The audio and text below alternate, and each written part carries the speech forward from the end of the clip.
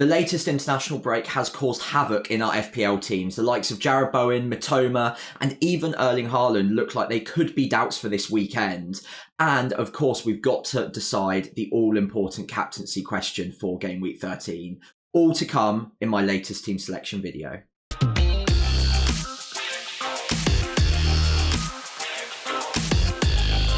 Hey everyone, if you're new around here, my name is Sam, otherwise known as FPL Pricey. We're going to be taking a look at my team selection ahead of Game Week 13, answering quite a few topical questions ahead of the deadline.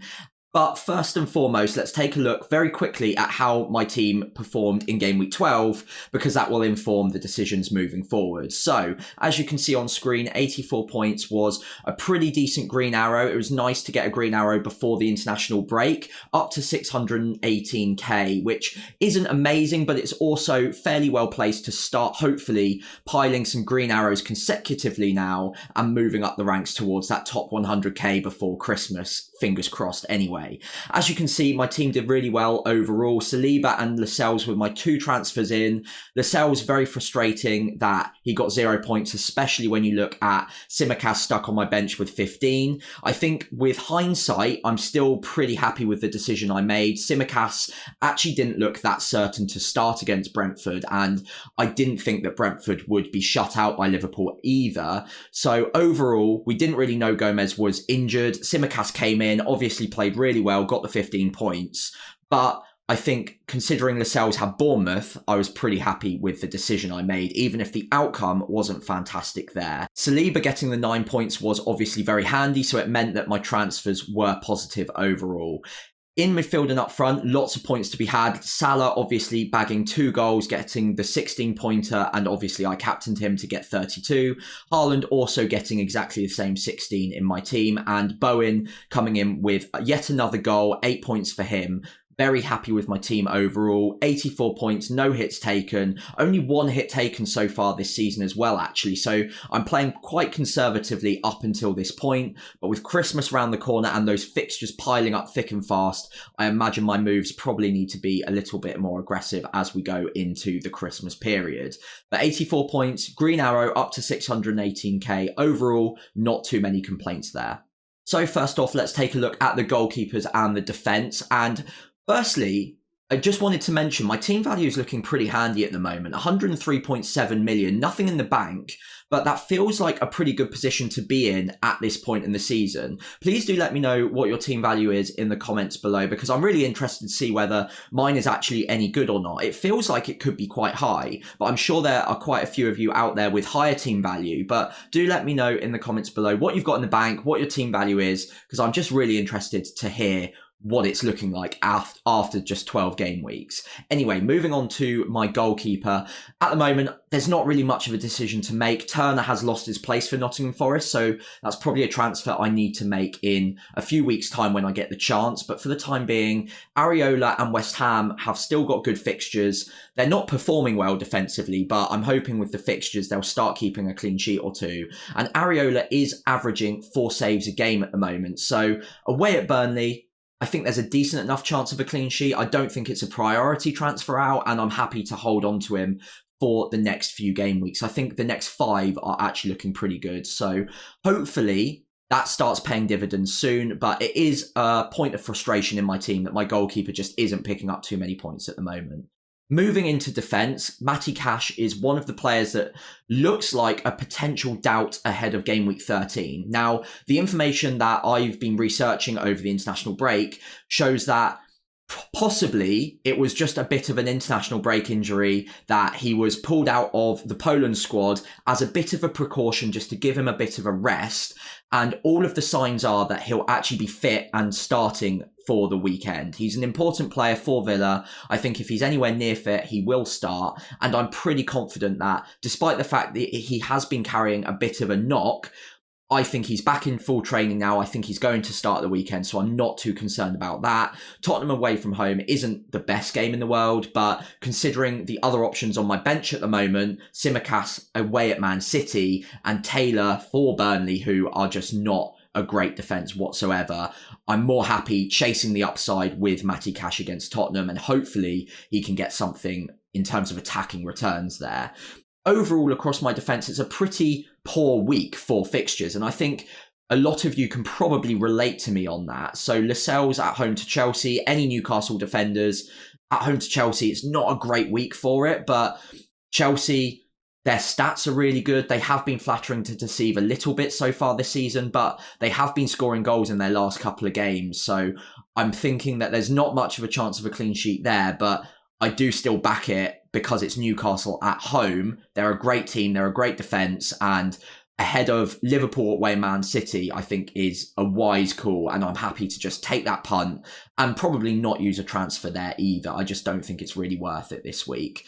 Saliba away at Brentford. Again, I do expect Brentford to have a decent opportunity of scoring there, so I'm not expecting too much really across the board in my defence this week, but a lot of the good teams that we've got players for defensively this week are also playing other good teams. So I think that this is just going to be a little bit of a low scoring week defensively. I'm not too excited about it, but hopefully I'm proven wrong, and hopefully one or two of these defenders can pull something out with a clean sheet, or who knows, maybe even an attacking return.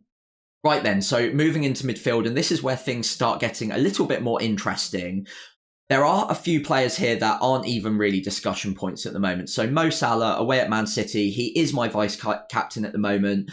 I don't think there are too many other amazing options for vice captaincy this week. We'll come on to the captain in just a moment's time, of course. But I don't think there's too much to discuss with Mo Salah. If you've got him, you hold him, and he's arguably still a half-decent captaincy shout even against Man City.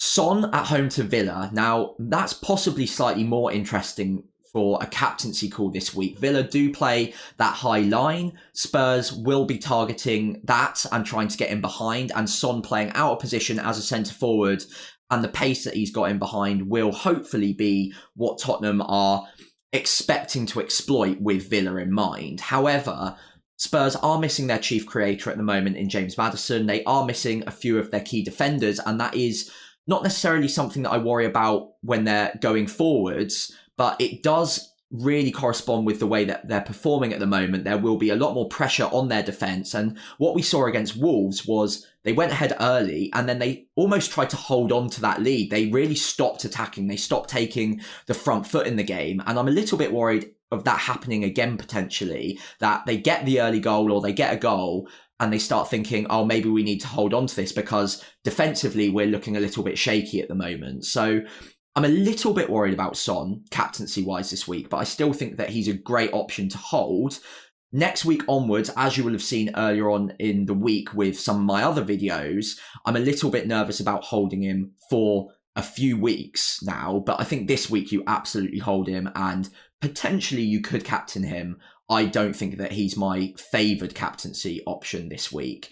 As you can see, I've made an error on the graphic. I'm not going to bother taking it out now, but Saka is down as my vice captain this week. I think that's just because he was my vice captain last week, so take no notice of that. I do apologise. Brentford away from home, I think is an okay fixture. Brentford, in terms of the underlying data, are actually doing really well both going forward and defensively. So I don't think Saka is a viable captaincy option despite my mistake on the graphic. And I'm more than happy to hold him. I don't think he's a transfer out, but Arsenal just aren't really scoring tons and tons of goals at the moment. And I think whilst I'm happy to hold him, the underlying data is still good. He is a player that I'm a little bit worried about. I'm keeping an eye on the figures week in, week out in terms of those underlying data points, the XG and the XA, because they are dipping a little bit for Bukayo Saka at the moment. However, he's still a class player. Arsenal are a great team. So for the time being, I'm pretty happy to hold him. Jarrod Bowen is probably the main talking point in my team this week because of the international break and the injury, meaning he pulled out of the England squad. I think it was on the Saturday or the Sunday just before they travelled to North Macedonia. Now, there is context to this. So he pulled out of the squad with a minor issue. It was a knee issue, and since that moment, he has had a scan, so I'll get onto that in just a moment's time. But Southgate mentioned that it wasn't anything major, and he just didn't want to take him with him, knowing that he probably wouldn't be fit to play against North Macedonia. There was nothing riding on that game. as we know. And also Bowen probably wasn't in line to be a key player in that match anyway. So I think it's understandable that, considering how important he is for West Ham, that they would take him out of the firing line. They would send him back to the club and not risk him in a pretty much dead rubber game against North Macedonia.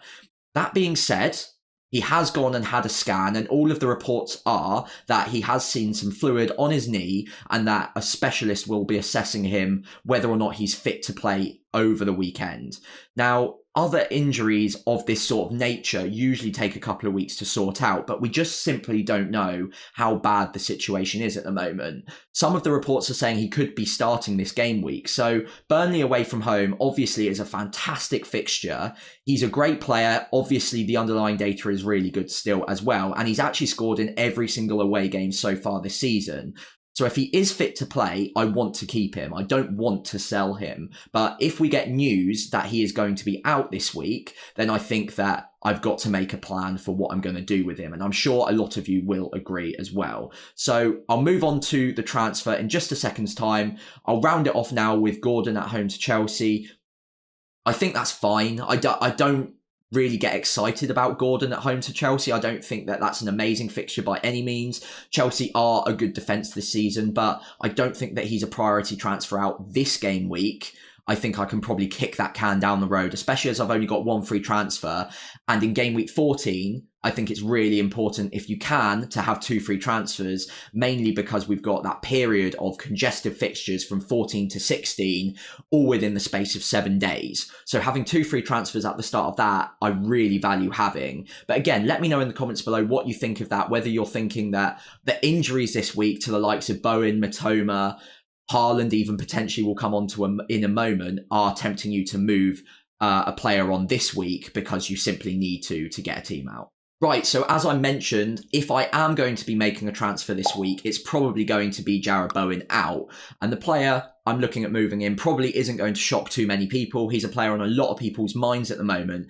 It's Bryan Mbeumo. Now, I talked about him earlier on this week in my 1-minute player reviews video, so do go and check that out. But I think this game week, he's probably not a priority buy, but as I mentioned, I was ideally looking to save 2 free transfers for next game week, at which point I think Bryan Mbeumo becomes a really key player to try and bring into your side. So game week 14, the fixtures turn really positive for Brentford. There are 4 games in a row that I'd argue he's got a really good chance of an attacking return in. His underlying data is still sensational. I think he's 4th in the entire game at the moment for non-penalty XGI. Now, obviously, he's also on penalties. So if you pile that in, he becomes even better value for money. The fixtures are really favouring Brentford after this game week. So I think it's just a move that I would probably bring forward a week if Bowen is confirmed out, despite the fact that Brentford do play Arsenal this week, which is obviously a very good defence. They will be hard to break down. I think that it's probably not worth me taking a 1-week punt on another random midfielder. None of them are tempting me enough to make that move and then make another move next week to get in Mbeumo when I know that I'm going to want him. So if Bowen is confirmed out, if we get significant news and reliable news that he is going to be out this game week, I'd probably be looking at making this move, saving a bit of money, and then next week I'll be making one other move, which I would have made the Mbeumo move next week anyway, so I can use the free transfer either this week or next week. Obviously, if Bowen's out this week, I'll do it this week, and I only need 1 free transfer next week then. But do let me know in the comments what you think of Jarrod Bowen at the moment, whether you think he's going to play this weekend, because I'm really interested to know what the general consensus is. It feels like the consensus on Twitter, or X as it's now known, is that he's probably going to miss out this weekend. But I'm actually a bit more positive. I think he might actually play this weekend. So do let me know in the comments below if you think I'm being a bit naive, or whether or not you share my enthusiasm for Bowen starting against Burnley this weekend. The other player I should mention at this point, because he's not in my team, is Mitoma. Now, Mitoma looks like a player who's more likely to miss out this weekend. Andy Naylor, who is a really reliable Brighton correspondent, has stated that he's very unlikely to play this weekend in game week 13 after pulling out of international duty with an injury. So I think if you're in the position where you've got Mitoma instead of Bowen, then this move becomes even easier as long as you've got that little bit of money in the bank. You'd probably move Mitoma onto Mbeumo this week, despite the fixture, and just get that transfer done. So I think that's pretty simple. If you've got Mitoma, you move him on. But with Bowen, I think it's much more 50-50. So do let me know in the comments below what you're doing with Bowen or Mitoma if they're in your team. So let's move on to the forward line. And first and foremost, Erling Haaland is going to be a point of discussion for two reasons this week. Number one is because he's flagged. Now, he's flagged basically because on international duty, he had a bit of an ankle knock. I think he rolled his ankle in the first of the two matches he was scheduled to play for Norway. The head coach obviously brought him off. After the match, basically said, look, we're not going to risk him for the second game against Scotland, which was effectively a dead rubber for Norway anyway, and we're going to send him back to Man City. So I'm pretty sure that he's, despite the flag in FPL, going to be fit for game week 13. It's a massive, massive game for Man City. Liverpool at home is probably one of their most difficult and important games of the Premier League season. So I'd be pretty surprised if he didn't play unless he was absolutely definitely injured. Now, all of the signs are so far that he's not actually going to be injured. He's probably going to be all right. But again, it's always really important to monitor the club's social media accounts, monitor their press conferences, and make sure that he's training ahead of game week 13 and that all of the sounds coming from Pep Guardiola are positive.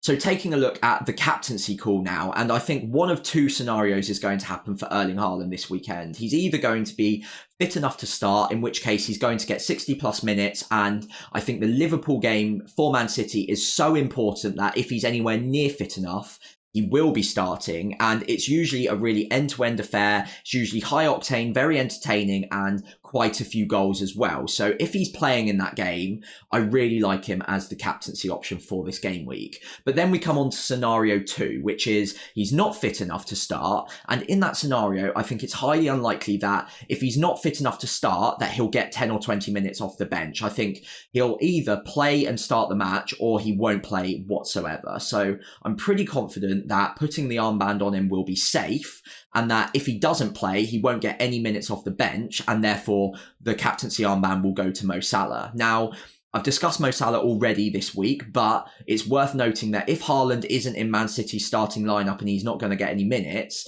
I think Liverpool have a better chance of winning that game. I think Man City are a weaker side without Haaland in it, and therefore possibly, very marginally, I don't think it will impact it directly, but very marginally, Salah might become a slightly better captaincy option anyway. So having the vice captaincy on Salah, I think, is the wise play. I think Son is a decent vice captain option. Bowen, if he's fit, is also a good option. But Salah, with the underlying data, with the form he's in, and with his prestige and his history in FPL, I'm pretty happy with just putting the vice captaincy on him, and then if Haaland doesn't get any minutes, then it will go to him. But please do let me know in the comments below who your favoured captain and vice captain combo is for this week. If the captaincy is on Haaland, please let me know who your vice captain option of choice is this game week. And of course, if you're struggling to figure out who your favoured captaincy option is, mine is currently Haaland, but please do let me know in the comments below who you're choosing between, and I'll try and help out if possible. It's worth noting at this point that Archer is first on my bench with Bournemouth at home. So if, for example, the likes of Bowen miss out or Haaland miss out altogether, I don't think it's the worst player to have coming off the bench if I don't make that Bowen to Mbeumo transfer, for instance. So having Archer there as first sub, I don't think is the worst thing in the world. Obviously, having Archer instead of Haaland or instead of Bowen is definitely a downgrade, but I still think that it's reasonable enough to start Archer this game week. I don't think that he's a bad player to be starting, and I think if you would need to take a -4 to fix an injury issue or start Archer, I'd actually probably start Archer this game week. So if, for example, you've got the likes of Mitoma and you're looking to move him on for a hit, I'd actually be tempted to say, well, just start Archer if he's on your bench anyway, and I don't think the -4 would be worth it over starting Archer, basically, is what I'm trying to say. So yeah, let me know in the comments below, again, if you've got Archer, if you're happy to start him or not, what you think of that. And the final player who I haven't really mentioned today, because I just don't think I need to that much, he's a pretty simple hold, and that's Ollie Watkins. Tottenham away from home, not the best game on paper, but Tottenham are really weak defensively at the moment. They've got a lot of players out, and I think that Watkins has a decent enough chance of scoring in that game. So very, very comfortable hold there. Overall, I think that Game Week 13 is probably going to be quite a low-scoring week with a lot of the good teams playing each other. So I wouldn't be too worried if you're looking at your side and you're thinking, I'm not too positive about it this week. I'm personally not either. And I think generally speaking, it's going to be quite a low scoring week unless the captain really pops off. And that can always happen. Obviously, Haaland could easily do really well. Salah could do really well. But I think generally speaking, don't worry too much about the fact that your team on paper doesn't look the best this week. Next week looks a lot more positive. So there you have it, my team selection for Game Week 13. I'll be monitoring whether or not Bowen is fit to start against Burnley. If he's not fit, then I think I know my transfer. So let me know in the comments below what you thought of the video, what your planned moves and captaincy options are ahead of the deadline. And of course, as always, if you want to ask me any questions, if you've got a dilemma, do feel free to leave them in the comments below and I'll try and answer them all before the Game Week 13 deadline. In the meantime, if you could leave a like and particularly subscribe to the channel, that would be really appreciated. If you enjoy the content, it means you won't miss out on any future content, but it also really helps my channel grow and reach other new FPL managers as well. But for now, I hope you all have a great Game Week 13 and I'll see you on the other side of it as we start planning for Game Week 14.